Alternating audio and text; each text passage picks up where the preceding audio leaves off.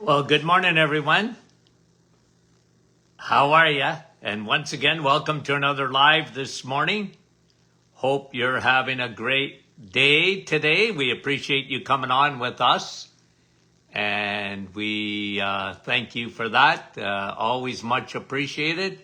Let me see as you get your notifications here this morning, and we appreciate you coming on. We always appreciate if you can come on live with us and say hello too, okay? I'm inviting the new folks here. Say hello to us. Let us know that you're there. And I'm going to try, if I can, with this device here. Let me see. Let me see if I can see. Here it is. Okay. Make sure this is off. And let's see my list. I got Sandy this morning from Fergus Falls, Minnesota, to be number one here. Rosalinda, you're doing it again. You're right at the top. Brahim, right at the top. Fran, I often miss you, Fran, but I didn't miss you this morning. Kevin, there he is, our mayor of our Facebook community. How are you, Kevin, from Oshawa? Grace, from the Rock, Newfoundland. Norma, Texas. Dan, how are you? Dave from Gilmore. Lynn, Aurora. Danny, nice to have you on. Janice from Brampton. Frida. Georgie, Halifax. Nova Scotia. Judy, New Brunswick.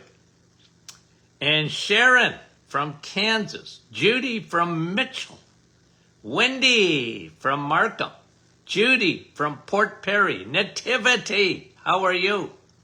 Dave, Karen, every Linda, every Larry. I'm just kidding. We love you dearly. Thanks for coming on. Rita, how are you? Patricia, good morning.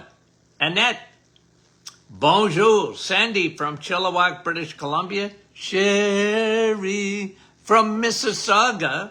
John from Elgin, Illinois. Bonnie from Little Britain. Maria, how are you?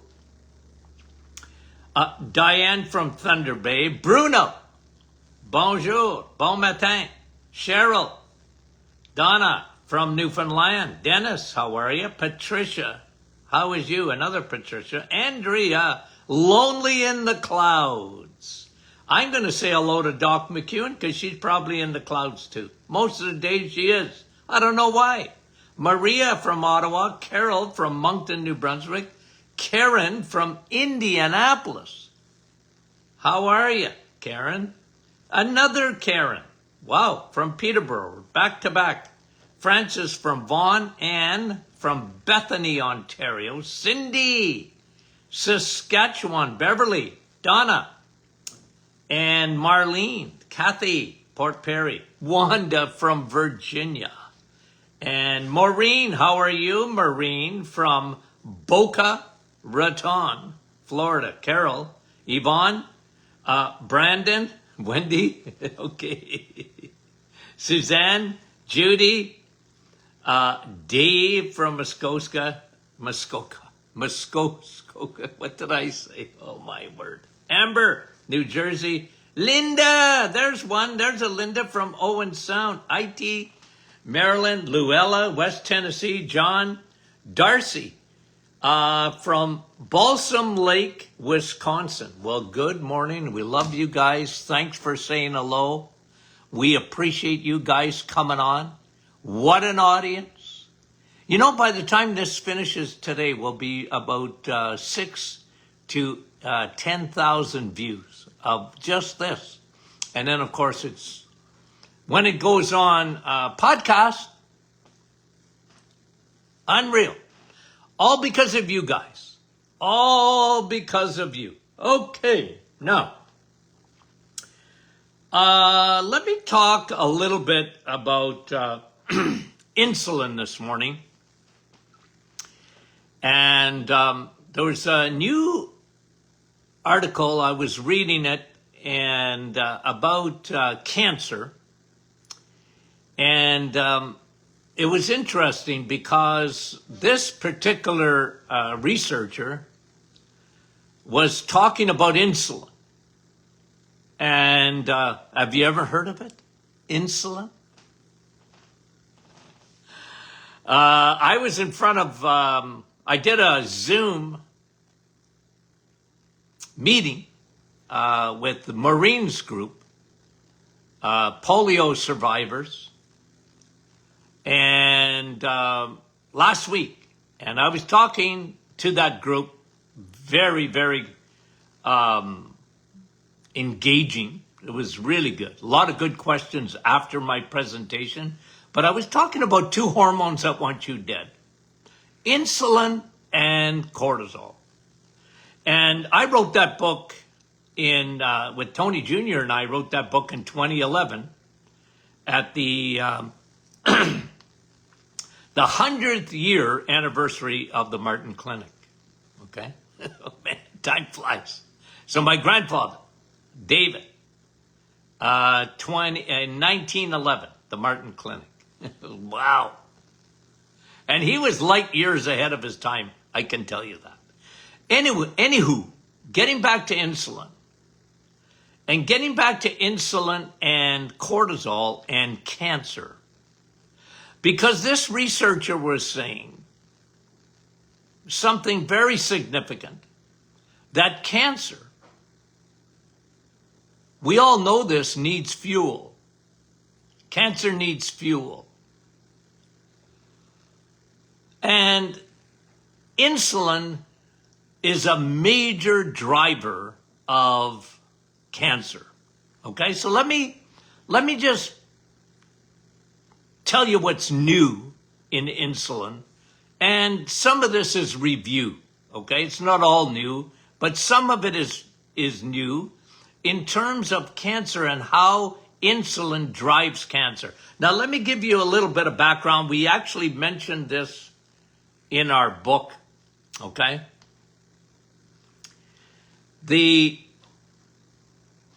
Having low insulin is probably one of the best things that you could do for yourself, okay? And insulin primarily is a food hormone. You don't eat, you don't need insulin. Okay? Insulin comes from your pancreas when you eat. Okay? And this research, and we actually write about this in our new book, Rebuilding the Temple.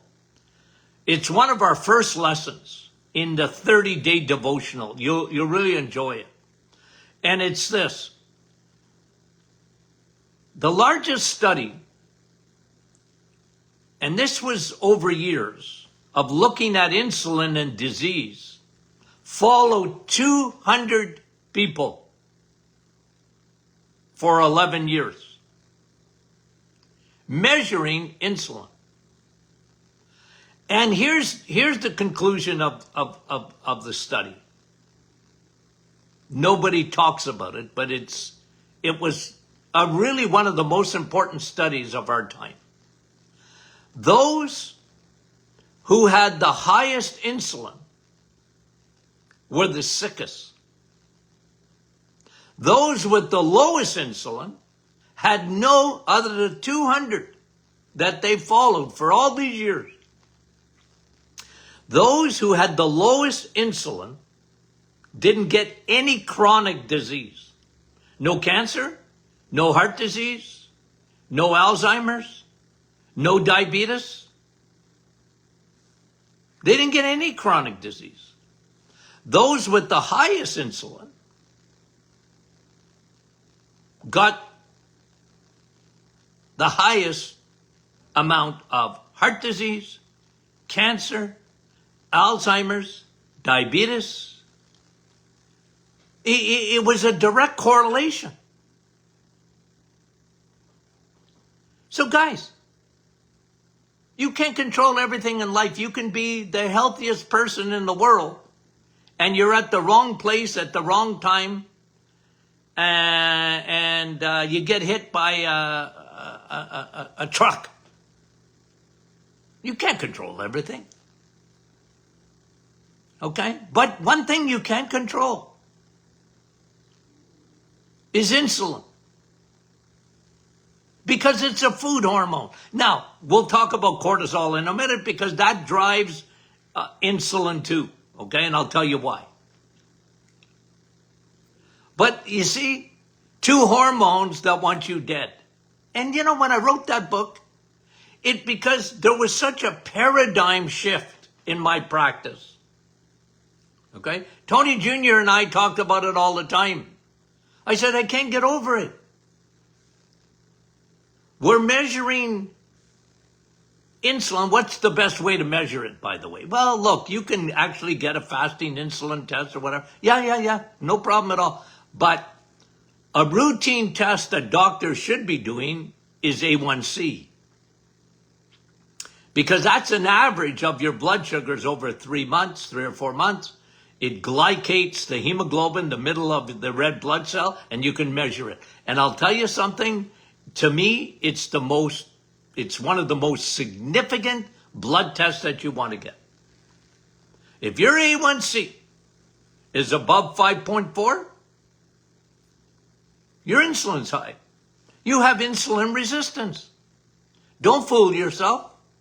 Accept it and then go, okay, I'm going to do something about it. So insulin, when they did this study, you got high insulin, you're in deep trouble. And this is why I always talk about that ship called the Titanic. If you have high insulin, you're on the Titanic. 100%. You're on the Titanic on its maiden voyage. The one they said was the unsinkable ship, and it sunk. Right? So, what do we know? And this is why I've never stopped studying, never stopped looking at stuff, never stop. Okay? Because you learn something all the way. You know, you learn something. I keep studying, reading, trying to get even a clearer picture. Okay, so let me just talk about insulin and cancer. Okay? So you can talk about insulin and heart disease, insulin and Alzheimer's. They're very much connected. Diabetes, obviously. But let me talk about insulin and cancer for a minute, because this is what this paper, this researcher talked about, okay? So what insulin does over a period of time, and you develop a condition called insulin resistance, okay? Where at the cellular level, your cells are sick and tired of insulin knocking on the door. Okay, you guys know me. I'm an illustrator. In my head, I have to do it for myself. Okay? It's a neighbor who never stops coming to your door. Knock, knock, knock, knock. And you get tired of it. You get tired of it. You ever had a neighbor like that? Hello? Anyway, so at the cellular level, your cells, overeating, eating too frequently, eating the wrong foods, eating too much sugar, eating too many crappy carbohydrates, your insulin is knocking on, because insulin has a job to do. And it doesn't matter if you cooperate or not. It will do its job. It will not allow sugar to park in your bloodstream. A little weeny, teeny weeny bit. That's it. Otherwise, sugar is in a no parking zone. And when you eat food, you have a piece of bread, they're just sugar molecules holding hands. You have a pastry, just sugar molecules holding hands. You drink juice, Just sugar molecules holding hands. So what happens is you got sugar in your bloodstream and insulin comes a-knocking. Says to sugar, come with me. Can't park there. And I'm going to park you. Can't stay where you're at. Come with me. And then it goes to the cells. Knock, knock, knock, knock, knock, knock. Okay? And if you eat the right foods, your cells respond to insulin. Okay, hello, you want to park something in here? No problem. Open the door. Come on in. Okay?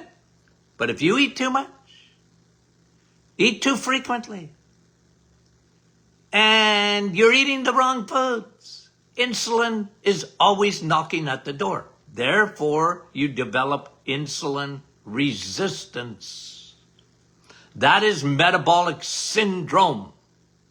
93% of the population have this. 100 years ago, would it be 1%? 100 years ago, would it be 1%? 2% had insulin resistance? Today, 93 and counting. Not going down, it's going up. It started, I remember reading an article, I'm going to say 2015, 2016. It was 88%. 93. It's probably even higher than that. It drives cancer. It drives cancer. Now, it turns a normal metabolism, okay? Think of your body, you're burning fuel, metabolism. You got battery packs, okay? They're called mitochondria. Every cell has them. Battery packs. You're solar powered. And I mean that too, by the way, solar, sun. Okay? You're powered by that, but anyways. So your metabolism, don't let, like metabolic syndrome, don't let that confuse you. It's the way your body breaks fuel down. And cancer is a metabolic disease. You know, they wanted to pin it on. I watched it, guys. I watched it happen. They always wanted to pin cancer on genetics. Even insurance companies today still do this. They'll make your premiums worse if you got cancer in your family. They still do it. It's not based on science. You know, they should ask you what you eat every day. Okay, but they do. They measure your fat. You know, they might put you on a scale, but that tells you nothing. That doesn't tell you what insulin is doing.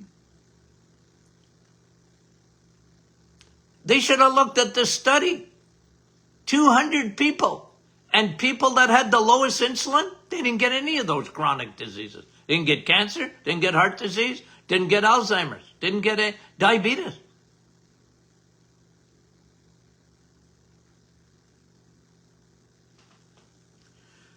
One of the things that insulin does, when it hangs around too long and you got insulin resistance, you know what it does?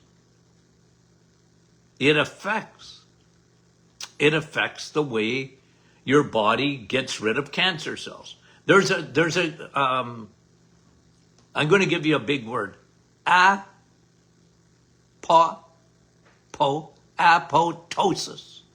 I don't even know if you pronounce it like that. Apoptosis. I don't know.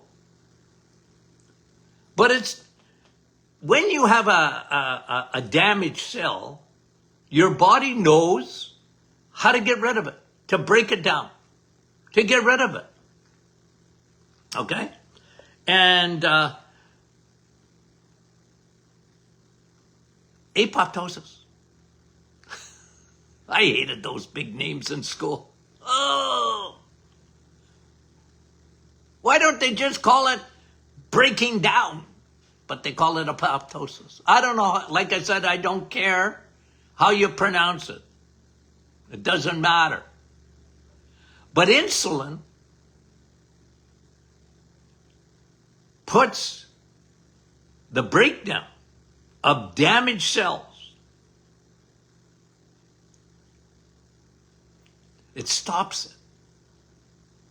Cancer really, okay? And I've talked about this many a time. Oxidative damage, guys. You know what that is, oxidative damage? It's rusting out. Okay? We call it free radical damage. You're rusting out. I'm rusting out. I can show you a picture of me when I graduated in the 1970s. I don't look the same. Sometimes it's shocking. Okay? And you know what I said to someone the other day? It happens to the best of us. Like aging. But what is aging? It's oxidation. It's rusting out. Cancer is a rusting out process.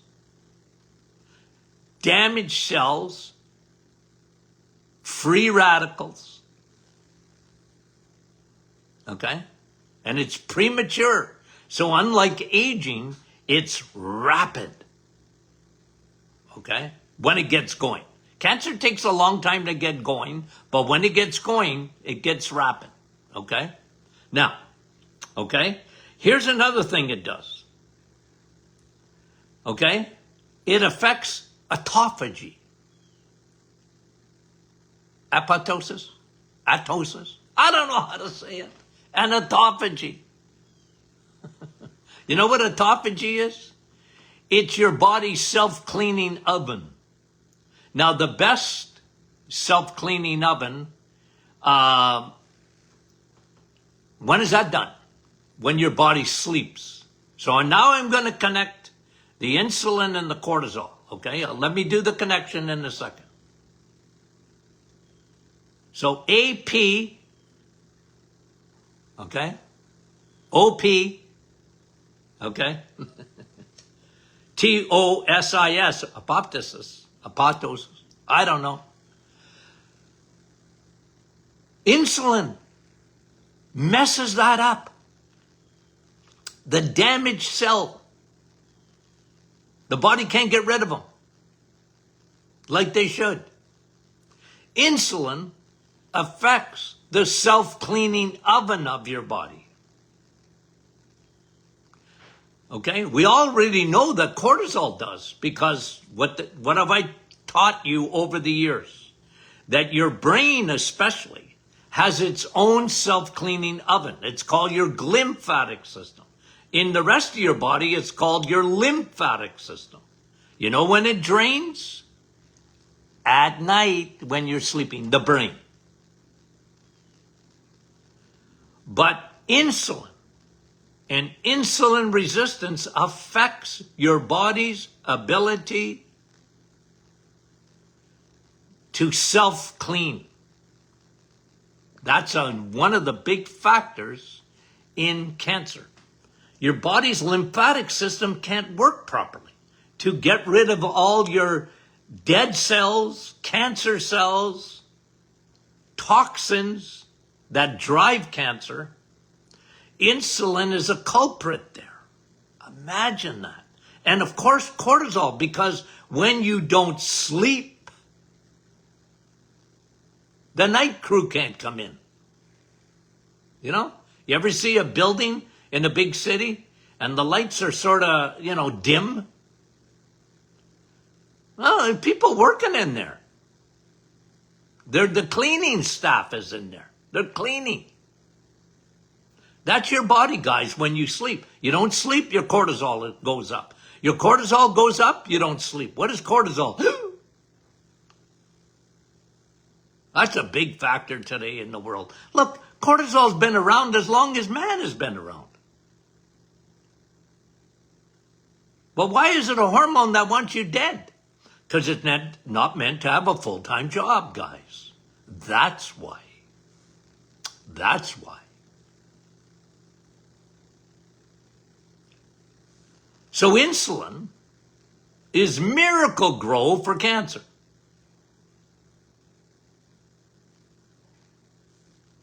How do you drive up your insulin? You eat too frequently. You're eating the wrong foods, high in sugar, high in those bad oils, the middle aisles of your grocery store, processed foods.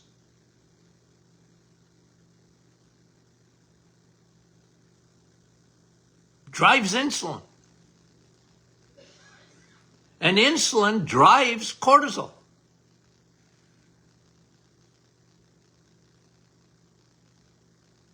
And cortisol drives insulin. Think of what cortisol does. Okay, you're uptight. Your brain can't turn off. You're not sleeping. You know what cortisol does? Cortisol's on your side until it's not. It's on your side in the morning. Cortisol gets your blood sugar up. But what about at night? Cortisol elevates your blood sugar. You don't want elevated blood sugar at night. You're trying to go to sleep. Elevated blood sugar. What happens if your blood sugar goes up? Insulin will come in the middle of the night and knock on the doors of the cells and say, open up, I got sugar to store. Oh no, that's neighbor's back again. What's he doing here at 1 in the morning and 2 in the morning? You shouldn't have any insulin at all in your blood. But can't help itself. When you have cortisol, you see the connection? This is connecting the dots in cancer. Okay, a lot of other things too, but especially cancer. Because cancer, we all know, needs fuel. And sugar is the worst of them. Okay, sugar is the worst of them. Always. I don't like, I shouldn't say that. I do like arguing.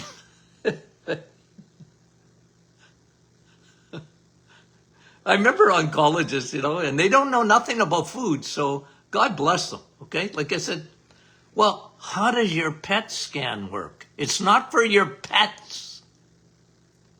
It's a cancer imaging. Yeah? How does it work? They give you a cup of sugar and they put you in the machine. Yeah? And what happens if you have cancer? Well, you light up like a Christmas tree. Yeah, but it needs sugar. It don't work without the sugar. True or false? True. Well, there's a little teaching, Doc. There's a little teaching. Use it as a teaching moment. Food and cancer. They never saw the connection, ever. Well, if they did, here's what they said. You know what I read? I read a study once that said when you have steak, that's red meat. It's acidic.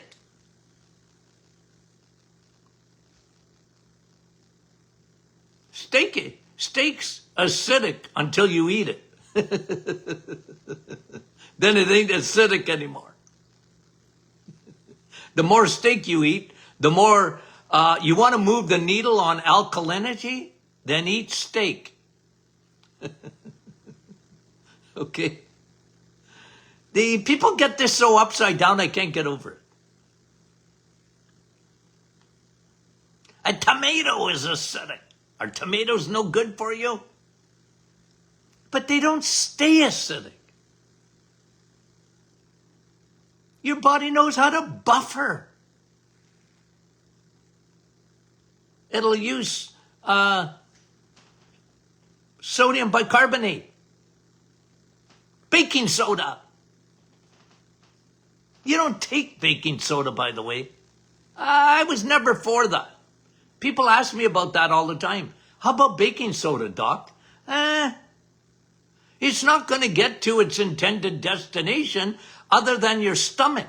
Like, why do you want to put baking soda in your stomach? You want to be as acidic as you can be. It's a furnace. Why do you want to put the fire out in your stomach? I never understood that. You know, baking soda cures everything. Well, your body makes baking soda. Let your body do it. It doesn't put the baking soda in your stomach. It puts it in your small intestine. That's where baking soda belongs. And your cells. Sodium bicarbonate.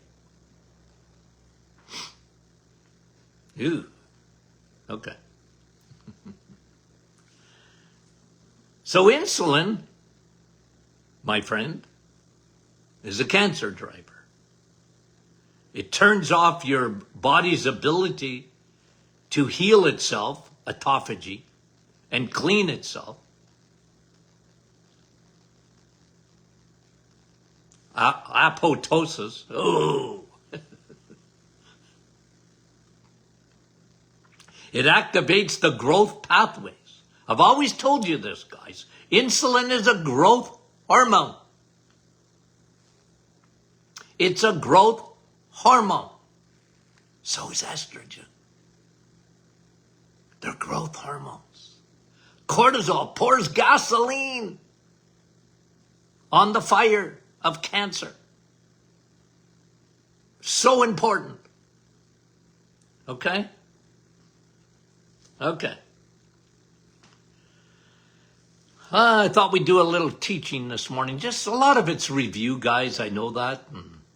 That's who I am. Okay? I want to review. We always got so many new people on all the time, you know? Because you know me. I know you guys that are my faithful followers. I know you by your first names. Your friends. Okay? But there's always a lot of new people. And this gets shared and it goes to thousands and thousands of people a day. And I wish I could say hello. I wish I could have a big party and invite you. Okay? I thought about it for our new book, the launch. Let's have a big party and everybody come. I'd love that.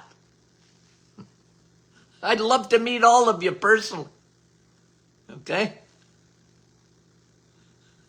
I'd like to get to know the mayor, Kevin. Brahim.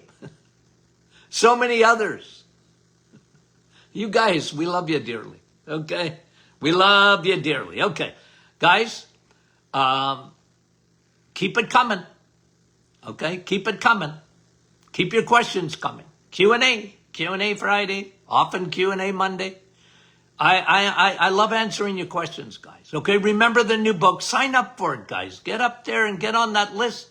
martinclinic.com. Rebuilding Your Temple, coming to a theater near you very soon. Very soon. What a great gift it will make. Okay? Okay, guys. Talk to you soon.